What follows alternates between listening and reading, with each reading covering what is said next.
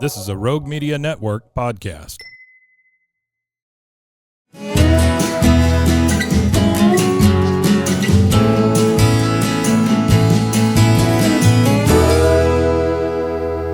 This is Central Texas Life with Ann Harder. Hello, everybody, and welcome to Central Texas Life. Today, I'm going to learn about something new. I was not familiar with this organization that is in Waco now. It's called Mentoring Alliance, and what they do is provide after-school care for kids, but in an environment that nurtures them and builds them up spiritually, and it just provides a safe place, as so many parents are working, and what do you do in that period of time after the school bell rings to let them out?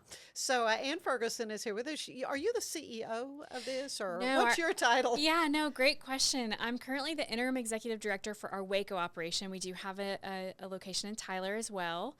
And I'm also the VP of program development. So I get the honor of building our programs and helping our teams in all regions really make it great. And along with you, Delorian Stredic, who is... I know we're supposed to call you D-Lo, is that right? You totally can. I love it. It's my favorite nickname. And you have been over the summer camps and the things that have been going on this summer. So let's start off and talk about that. First of all, how did you get involved with Mentoring Alliance? So I spent a lot of my college years serving at a different summer camp called Pine Cove. Oh yeah, I've heard of it. Sure. Yeah, and then I did their Forge program, which was like a 8-month intense time of me being developed as a person and as a leader. And then in that, some of my what I call Forge brothers already worked at Mentoring Alliance, and just from hearing about the things that Mentoring Alliance cares about and then seeing the way that impacted them made me go what is this place? It sounds like literally what I want to do. And so I looked into it, and then I ended up in Waco. Very good. And Anne, I know you're folks from, you grew up in Waco. Yeah. I'm a Waco native, Waco ISD product, kindergarten through 12th grade, Baylor grad, and just Waco is home for me in every way. So. But now you spent some time on the mission field, right? I did. That's right. So I moved to Dallas after graduating from Baylor. I've been a nonprofit my whole career. Spent about 10 years doing international work, going between Dallas and Zambia, Africa, which was incredible. And then just felt the tug to be home. And so moved back to Waco a little over a year ago, and just thrilled to be home. So. But you had been in Tyler with Mentoring Alliance. So you've been with Mentoring Alliance for a few years. For about a little over 3 years now. So got to spend some time in our Tyler office, which is where everything got started. And just really learned the ropes there. And then it's been a joy to get to be a part of helping us build the program here in Waco. So let's talk about the origins of it. How old is this organization? Yeah, so if we go way back, we actually started as the Boys and Girls Club of East Texas in the 90s. And so a group of pastors in the Tyler area saw a need for kids to have a place to go in those critical after-school hours. And so they got together, and they became a Boys and Girls Club and started serving kids all throughout the East Texas community. Around 2013 or so, they had hit some rough spots and felt like they needed a fresh start, and they brought in Kevin East, who is our current CEO, and said, help us sort of regain our footing and rebuild. And part of that was really reorienting the organization to be Christ-centered, and that was a really important part of their mission. So it hadn't been before, or was it all just sort of? It was there. Yeah, but I think it was not necessarily a solid part of the mission, and so they just kind of wanted to reorient a little bit. So he came in and really helped rebuild a lot of things, which is great. And over time, he has a background in Pine Cove as well, and obviously summer is also a time when kids in our community need a safe, enriching place to go, and so summer camp got added. And then over time, we worked with a couple of local churches to take on a one-on-one mentoring program. And so when all of that kind of came together, it really seemed like we needed a different name to really express who we are. And that's where Mentoring Alliance came from, this idea that we really believe in mentoring, and we see it take shape in all of these different programs. But that's the core center, mission for us is mentorship and relationships. And we just do that in these different settings at times when kids and families really need just another person in the equation. And so we've been operating as the Mentoring Alliance in Tyler for almost 10 years. Okay. And then in the last 5 or so, the board and the leadership really felt a calling to pursue possible expansion and to just look at opportunities for that. And Waco became a community they felt was a great option. And so in the summer of 2021, we launched here. We actually took over what was the Boys and Girls Club here. We're in their facility now and continued operating. And where's that located? So we're in North Waco. If you're familiar with the old North Waco Elementary, we're right across the street at 21st and Alexander. So we're right in the middle of that community, and we serve schools right now for after school in that area. And so we're really grateful to get to be a part of that community and serve in it. So how does this model work? Is there a fee that you charge families, or how does that work? Yeah, so for after school and summer camp, and I didn't mention this, but one of the important things about kind of how we're shaped or how we are designed is that we typically work in schools. So in Tyler, just as a for instance, we've had a lot more time to build the model there. Right, you've been there 10 years. So That's yeah, right. yeah. So our after school programs and our summer camp programs are actually in public schools. Okay. So we work Good. with, what is it now, 4 districts in the Tyler area Wow. to provide after-school services at 21 elementary schools, and we have camp at 4 locations there as well. And so our fees are really designed to make it accessible for anyone who needs the program. We know that not everybody's coming from the same circumstances, and so we've designed a model that allows families in the most need to be able to access our financial aid services, bringing their rates down to much lower. So for instance, here in Waco at our on-campus locations, families who need it the most would pay $14 a week, which is a really affordable rate for after-school care. So we're really grateful that we've got the generosity of donors and supporters who help us, make that possible. So do you do fundraisers and that kind of thing? Yeah, absolutely. Oh, yes, that's part of it, right? Yeah. That's exactly right. So we've had an annual luncheon here the last 2 spring seasons called Celebrate the One, where we just get to celebrate all that God's doing and our staff and our kids. And we've had a lot of great support from that. Of course, we're still building here in Waco and eager to find opportunities to really invite the community and to be a part of what we're doing. Well, I'm excited to learn more about it. I mean, like I said, I don't have little kids in school.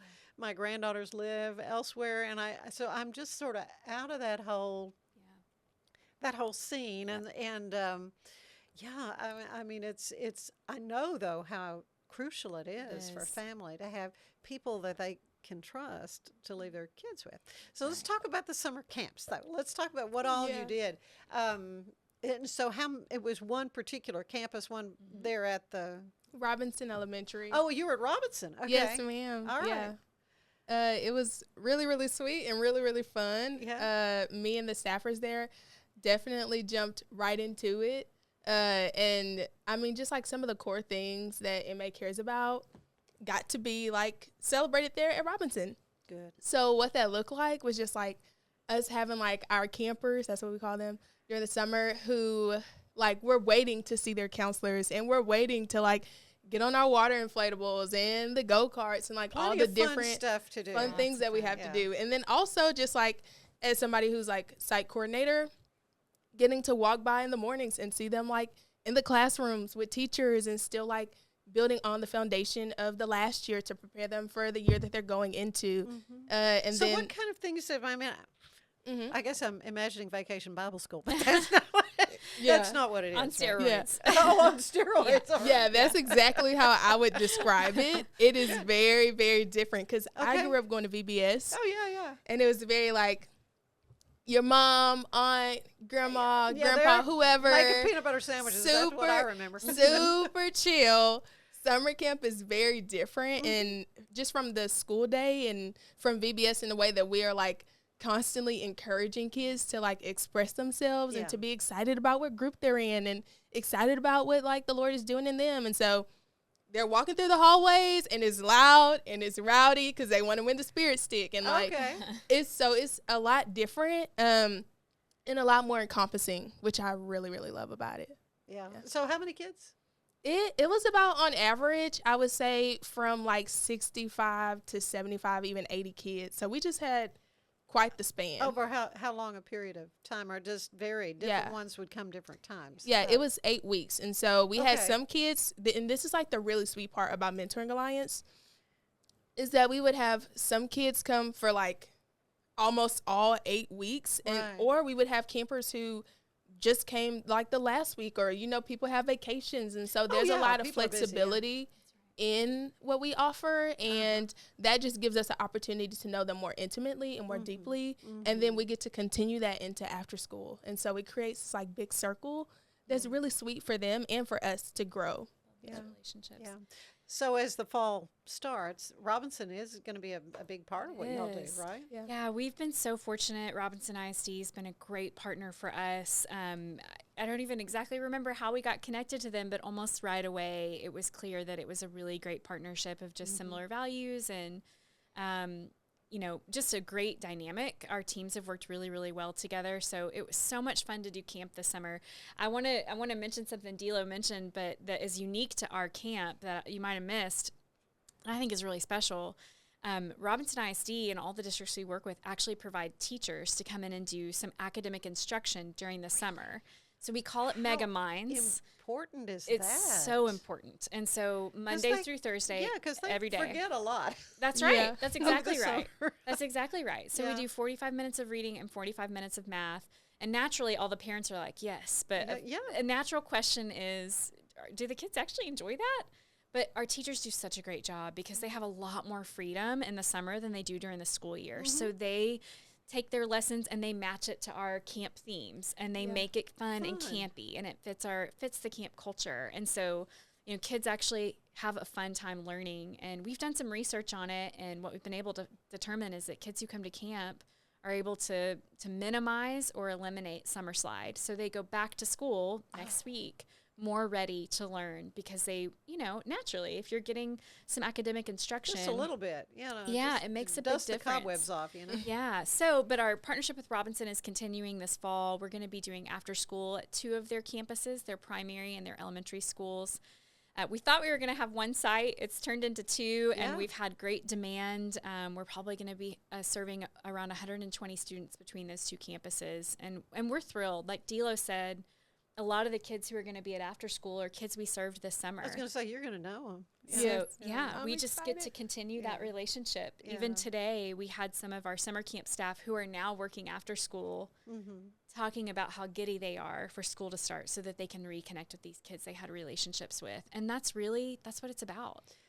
Well, you know, and you would hope they come from good, solid families, but, you know, a lot of kids just, they don't have some role models that can really, particularly, you know, young men. Do you have guys that are working with these We kids? do. Yeah, we have some awesome guys on our team. In fact, one of them is a Baylor graduate, just an incredible, solid, just incredible guy. And he's going to be leading one of our sites out in Robinson. And I think our kids are going to be so fortunate to have that. I'm so sorry. That's okay. That's happened to me before. No worries. The buzzing of technology. Right. Which kind of brings me to my next point. Kids are under such pressure, and they're bombarded with so much just bizarre stuff these days. I feel for parents of kids nowadays with because of the technology and the phones and the social media and all the things that we know can be good, but it can really, really mess with a kiddo's head. Have you seen some effects of that, Dilo, and when working with the kids? Yeah. I mean, do you say anything, you know, like just put it down and don't worry about it? Because little girls particularly, they can internalize a diss or whatever from somebody and some making fun or what, I don't know. But it's magnified so much worse. Yeah.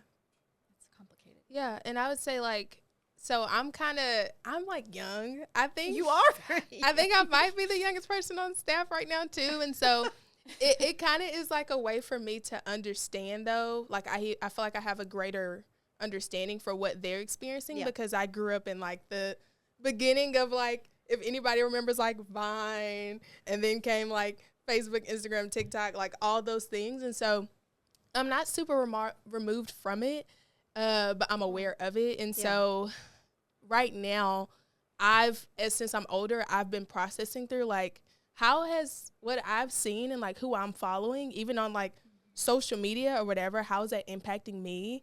And even for me to be the adult there are things that, like, I have to unpack and have to address in parts of my identity right now that, like, the Lord is still showing me, like, the truth in that. And so I get to see our staff do that with our kids as well, of, like, because they think for the girls, like you brought up the girls, like, that they have to look a certain way, or for girls and boys that they have to perform a certain way to be, like, accepted and to be loved.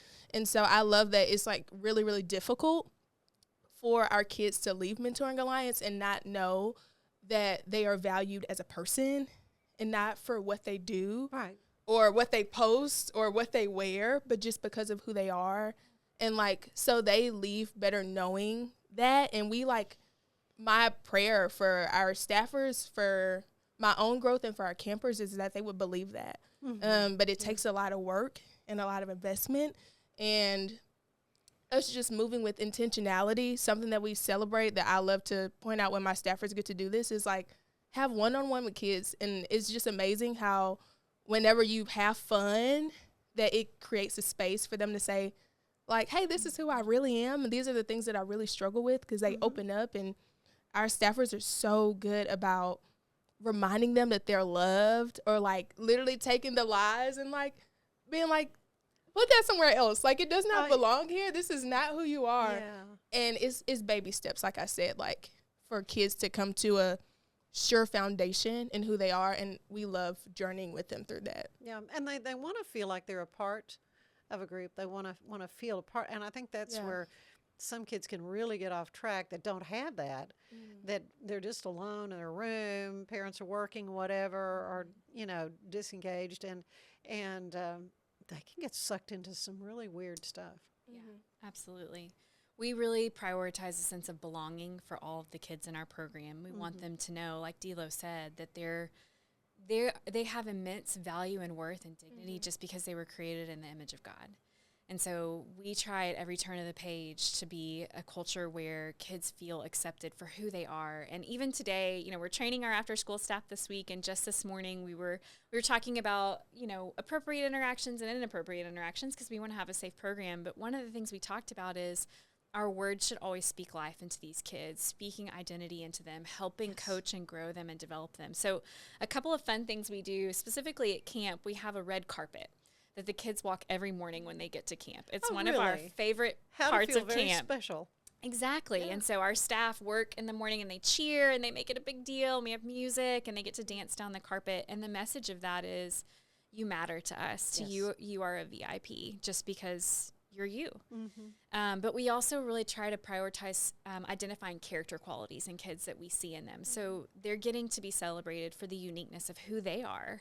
And we really invest in that. And so it really matters. And like Dilo said, we have an incredible staff who is there because they really believe in it, and they believe in investing in the lives of these kids, and they do such a great job at that. So much of what you're saying reminds me of the great Fred Rogers and what he did in that television show so many years ago, because he knew there were kids at home watching that didn't know how special they were. And that's why so much of what he was trying to communicate to them was, you're special, you're you. And, it's just so easy for these kids to get just sucked into having to look like somebody else, or, I don't know.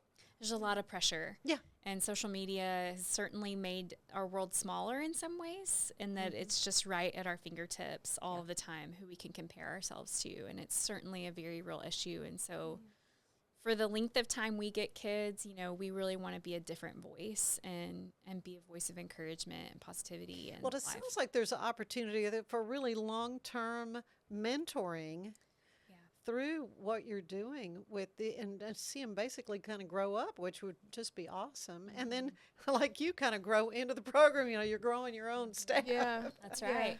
Well, that's what's fun. We're even at a point, not in Waco yet, maybe someday, but in Tyler, we're even at the point where kids who kind of grew up in our program are now working in the program, or we do have a one-on-one mentorship program. So we have staff who are working with us in after school and summer camp in Tyler who were mentees, and they got a mentor through Mentoring Alliance, and it had an impact on them. So they've turned around and now said, I want to give back. And it's really cool to get to see that that whole cycle, and hopefully we'll just have more and more stories like that. Yeah. Now, we're going to take a quick break, and when we come back, we're going to learn a little bit more about these two lovely ladies and what they're doing with Mentoring Alliance. So stay with us.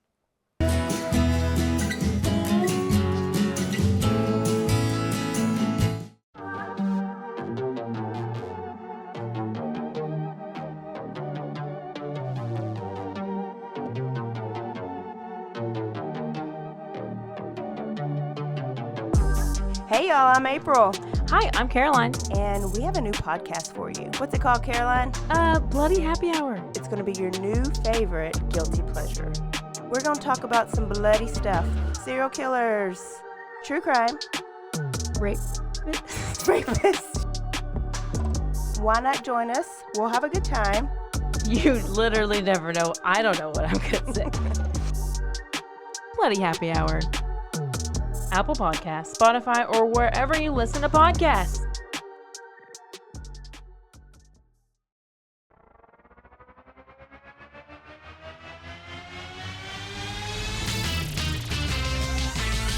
Bros and foes and heroes. Gonna tell you about bros and foes and heroes. Gonna tell you about. Hey, I'm Zach, And I'm Mike. and we have a fantastic new podcast to tell you about. Bros, Foes, and Heroes. It's the two of us looking into the world of comics, breaking down some characters that you may have never heard of, and some that are just absolutely ridiculous. Yeah, so Zach comes up with a character each time, and I go into it just completely blind. I don't know who this person is or what their abilities are or anything, and basically I guess we kind of go over their origin story and just some of the ridiculous stuff that maybe, especially Golden Age stuff. Oh, Golden Age stuff is always the best, and we will make sure to highlight all of the shenanigans and just absolute weirdness of everything. Yeah, that's right. So subscribe today and follow us on Instagram at Bros, Foes, Heroes. And if you don't, I know where you live. Not really, but please subscribe. Bros and foes and heroes. Gonna tell you about bros and foes and heroes. Gonna tell you about.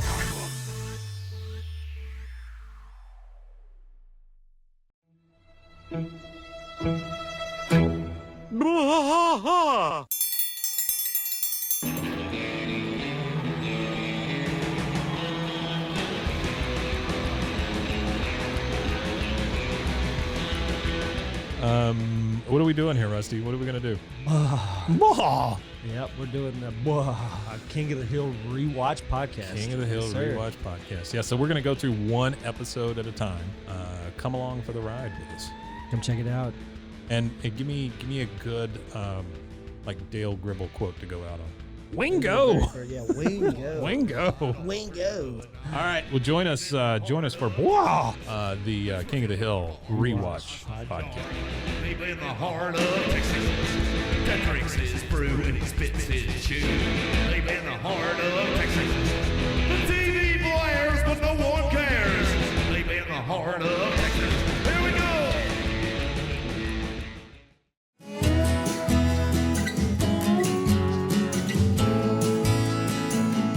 And we are back with Anne Ferguson, who is the, help me again, No, you're great. Executive Director, Yes. interim Executive yes, Director. that's right. Mentoring Alliance. And the wonderful Delorian, Delo Stredic, who is, she's one of the employees, but she was ahead of the camp and gearing up for a great after school thing. So tell me about some of the other programs you have. We've talked about after school care and so forth. Yep. So after school and summer camp are obviously our Yeah. kind of big programs that we do in schools, but we also have a one-on-one mentoring program called Mentor Connect, and kind of think of a Big Brothers Big Sisters type of program where we match men and women who are interested in mentoring a child in our community with a child in need. And so it is not as on the surface in some ways because we don't have an active program where they come and show up on certain days, but it's such an important part of who we are because it's in those mentoring relationships where we see so much transformation and change. And so we just got that started about a year ago here in Waco. We had to get a few other things off the ground, and we are almost to 20 matches of mentors and mentees. And we're just so thrilled about that. We love hearing the stories of transformation. It's mutually transformative. Because a lot of times our mentors, they're eager to serve, eager to invest in a child and a family, but they may not have always had exposure to different kinds of cultures or different families or different experiences. And so, you know, we always talk about as mentors, you think you're going to go in and be the one to really impact a child or a family, but it goes both ways because we're both learning in the process. And so just a plug, I guess, if anybody is interested in mentoring, we do have kiddos who are waiting for mentors, and we just would love the opportunity to connect people. So what's involved with being, I presume you're working in this program as well? I specifically work summer camp, but I talk to Rich often. He oversees that. Okay. So I guess my, practicality, what's involved with being a mentor? Sure. So, of course, we go through a process of screening. We want to make sure we're finding great people. You got to be sure you don't have an axe murderer. Yes, exactly. Our no axe murderers need apply. Exactly.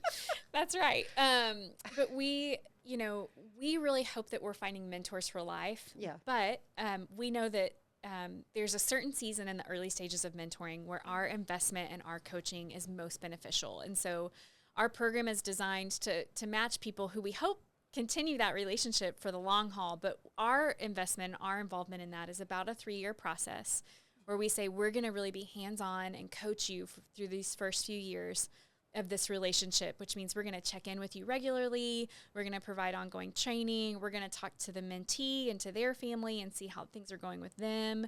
We're going to do an annual sort of check-in conversation with everybody to see how it's going. And we just want to walk alongside of our mentors and mentees and their families for those first few years.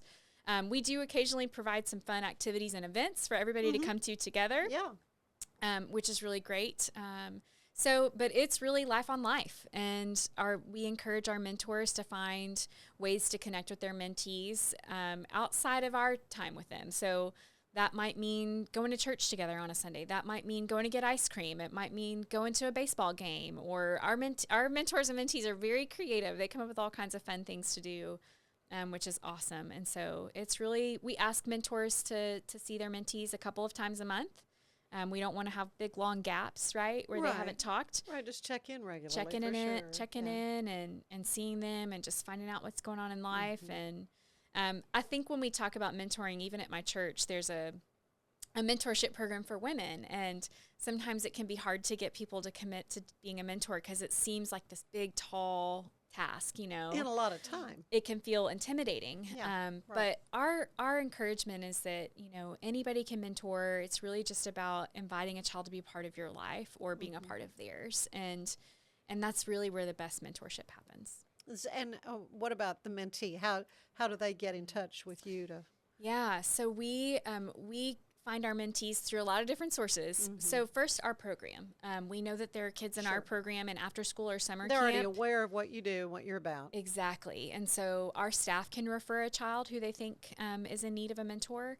And then we work with the schools where we partner and talk to their staff and sort of educate them on our mentorship program. And we provide them with a referral form, a digital referral form where they can recommend kids to us for that. And so we're just working every relationship we can where we know there's lots of kids who need mentors. And so we're really trying to work in those avenues to identify them. I guess it's got to be really rewarding for you, D-Lo, right? Yeah, it was really interesting too because I think it was like yesterday, we have somebody who oversees Mentor Connect, and he had on his shirt that said, "Be the mentor that you wish you had." And he was talking about how so many people like see that and they go, "So what are y'all doing?" Yeah. Because I mean, everybody either has somebody that like they looked up to, who invested in them and they've gotten to see like the reward from that, or you go, "Man, I look back and nobody was there, like to really tell me who I am, or nobody was there to like point me toward my full potential, or like nobody was there to tell me that I didn't have to be a product of where I came from." And so it's just like really rewarding in the way that we get to be people who foster that. And it's just like a lot of days where I look at it, or I look at my staffers and I go, it's kind of crazy that we get to do this. Like my job right now is to like share the gospel and to remind people of who they are and to build them up in that. And that's just like the craziest thing ever. Like, I'm just honored to be a part of it. They actually pay me to do this. I literally can't believe it sometimes. I go, what? This is crazy. Yeah. Oh, well, it's great. I have just thoroughly enjoyed learning more about Mentoring Alliance from you both. I like to end these little interviews with it's a little questionnaire. It's similar to the one the late, great James Lipton would do inside the Actors Studio. Yeah. And so I'm going to kind of ping pong these questions, but I'm going to start with Delorian. I'm going to ask you, what is your favorite word? My favorite word? Yeah. Ooh. I would say it can be any word. Yeah. Oh my gosh. I'm not worried about being a I would say the word grace right now, which seems very like basic for what we do, but I think a lot of times like I have to realize that I get to give grace and receive it like daily and constantly. So that's been like a big thing for me. Mm-hmm. All right, I'm going to ask Anne, what is your least favorite word? Ooh, that's hard. I was over here thinking about my Yeah, your favorite favorite word. word. I see that. And now I've got to flip That's right. and think about it. All right, the first thing that came to mind was no. Isn't that terrible? Yeah. No, I've heard that before. Well, I mean, it's the first thing that came to mind. I'm sure there's I've something. also heard moist. Yes, that too. That also came to mind. I was literally thinking about that. Yes, no. I have a lot of friends who feel like that's the worst possible word in the world. Okay, so I'll start with you on this one. Yeah. What turns you on creatively, spiritually, or emotionally? Ooh, that's such a good question. I am really interested in new ideas that I've never heard before. So I love to learn. So when I sort of discover something I didn't know about or I've never really learned about, I just turn on. Like, that is so exciting to me. And so, but I would also say it may be similar to that, like a new challenge. Especially, I mean, even at work, if we have got a problem that we need to solve, I'm just like, ooh, I want to do that. That sounds interesting. So, yeah. There are probably some you'd just soon not. Well, not fair deal enough. with too, but Fair enough. Anyway, Fair enough. I'll ask you the same question, Dilo. What turns you on creatively and spiritually and emotionally? That's good. I would say, I don't know. I first of all really love children's books. Yeah. They really take me back to the basics, and they're really fun. And just seeing other creativity helps. But also just like, I'm a big like life person. Like, I'll take like little moments, and they will serve as like anchors for me in where I want to go, or like who I want to be, or what I want to do next. Yeah. So like a really small picture of this is I was telling somebody, my roommates, I was telling them about this parent from summer camp who literally drove their camper around to the front of the building. I was like tearing some things down, and they got out and admired her artwork on like the sidewalk. And I was like, there's no way that they just got out just to do that, you know? And then they just looked at it and went, that's amazing, and like left. And so little things like that make me go, how can I like go the extra mile to make people feel celebrated and like celebrate the one? And so I just really take a lot from life and run with it. Yeah. Okay, so what turns you off creatively or spiritually or emotionally? Busyness. Yeah.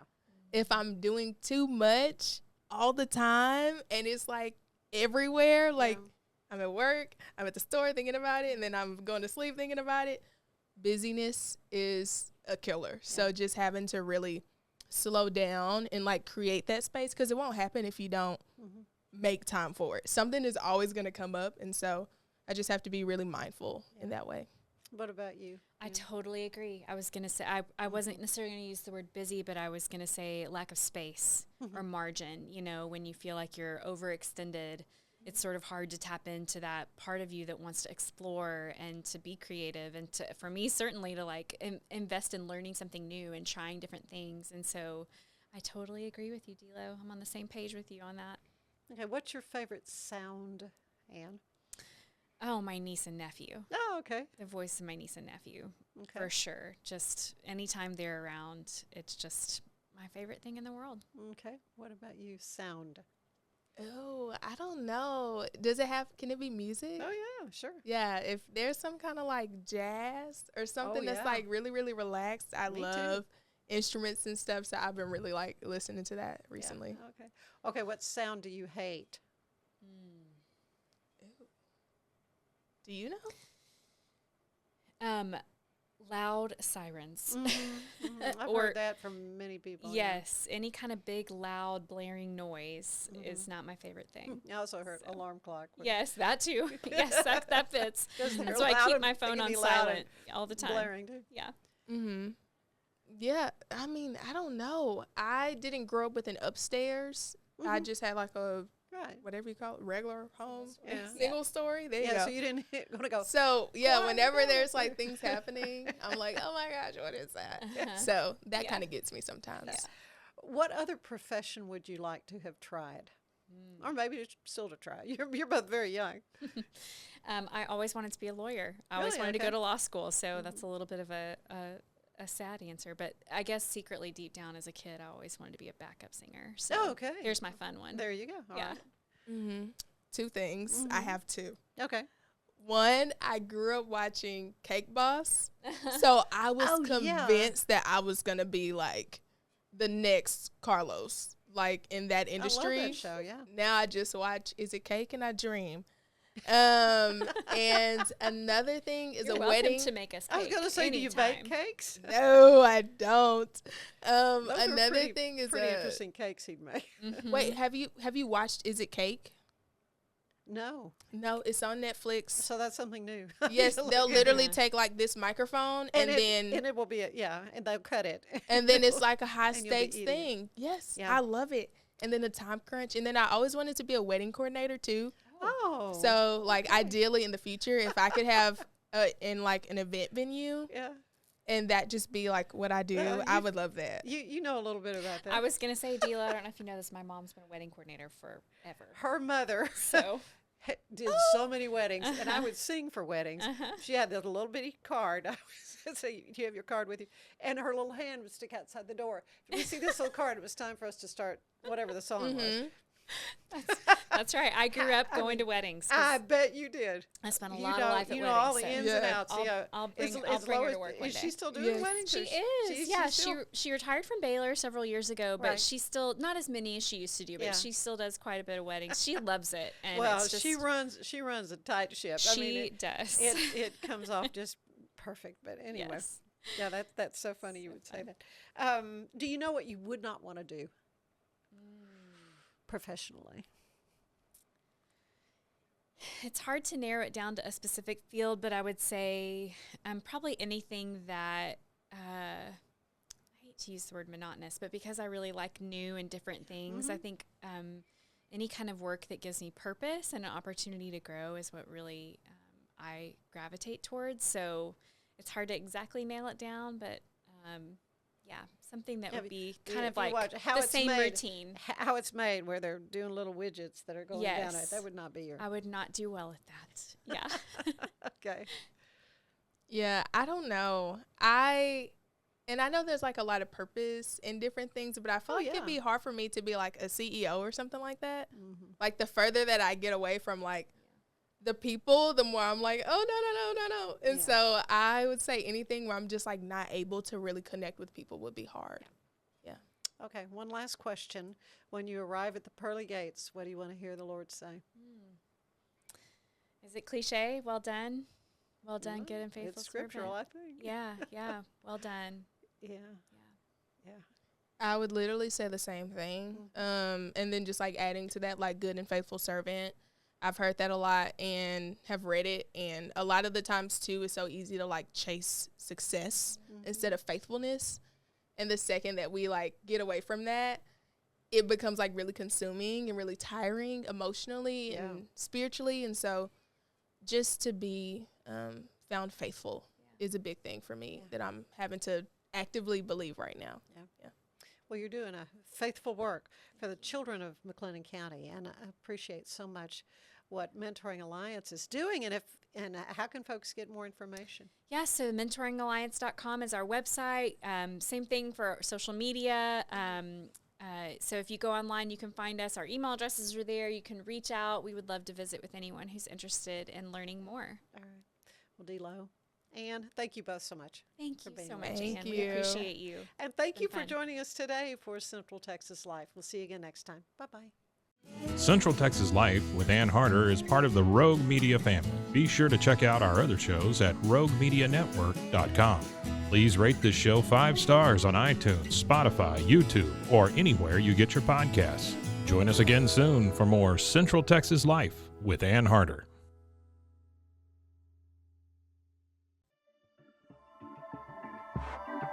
This has been a Rogue Media Network